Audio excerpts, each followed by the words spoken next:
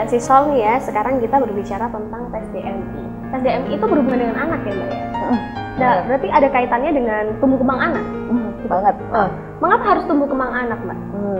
Ini, kalau kita berbicara tentang tes DMI, pasti identik juga tentang dunia anak, gitu kan? Iya. Nah, kaitannya pasti kalau berbicara dengan anak-anak, gimana tumbuh kembang anak tersebut kan? Nah, dengan tumbuh kembang tadi, pastilah kita pengen anak kita nantinya kan hidup secara mandiri ya. Nah, untuk itu penting juga untuk menumbuh kembangkan potensi yang dia miliki, supaya nantinya target untuk mencapai dia mampu untuk lebih mandiri tadi, katanya dengan tumbuh kembang itu bisa lebih optimal. Lebih optimal gitu ya. Terus pasti ada tumbuh kembang yang baik gitu ya. Bagaimana menurut Mbak tumbuh kembang yang baik itu? Tumbuh kembang yang baik untuk anak-anak itu sebenarnya kalau berbicara tentang pertumbuhan dan perkembangan anak itu ada dua. Tumbuh kembang secara fisik dan yang kedua adalah tumbuh kembang secara mental. Nah, kalau tumbuh kembang secara fisik itu pasti jauh lebih mudah kan ya.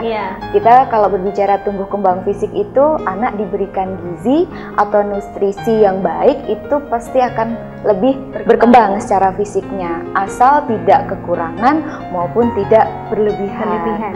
Kalau kaitannya dengan tumbuh kembang secara mental atau psikologis, ini agak sedikit rumit. Artinya sedikit rumitnya adalah harus fokus, harus dilihat apa yang menjadi potensialnya. Yang tadi katanya dengan tumbuh kembang itu tadi sendiri.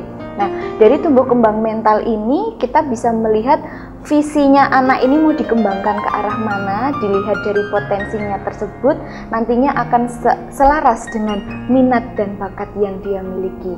Akhirnya nanti finalnya, hasilnya yang namanya tumbuh kembang anak tidak hanya berkembang secara fisiknya saja, tetapi secara mentalitinya juga dia akan berkembang dengan baik. Berarti orang tua sendiri juga harus fokus terhadap perkembangan mental dan minat bakatnya. Iya benar. Supaya untuk mengetahui. Justru ini yang namanya pertumbuhan baik itu fisik maupun mentality ini adalah tugas utama dari orang tua. Iya. Nah, berbicara tentang peran orang tua tadi yang sangat penting itu Mbak ya untuk melihat perkembangan dari anak itu sendiri. Adakah pola asuh yang efektif untuk diperankan oleh orang tua? Ada pastinya, karena orang tua sangat berperan kaitannya tadi dengan pertumbuhan baik secara fisik maupun secara mental untuk anak-anak ya. Kaitannya dengan pola asuh, sebenarnya ada beberapa model tentang pola asuh itu. Yang paling dikatakan baik atau efektif dalam mengasuh anak itu yang pertama adalah yang fokus pada potensi yang dimiliki oleh anak tersebut. Dengan melihat potensi unggulnya dari si anak ini, orang tua juga dalam proses pengasuhannya dia tidak terlalu yang menekan ataupun memaksa dalam memberikan pengasuhan terhadap anak.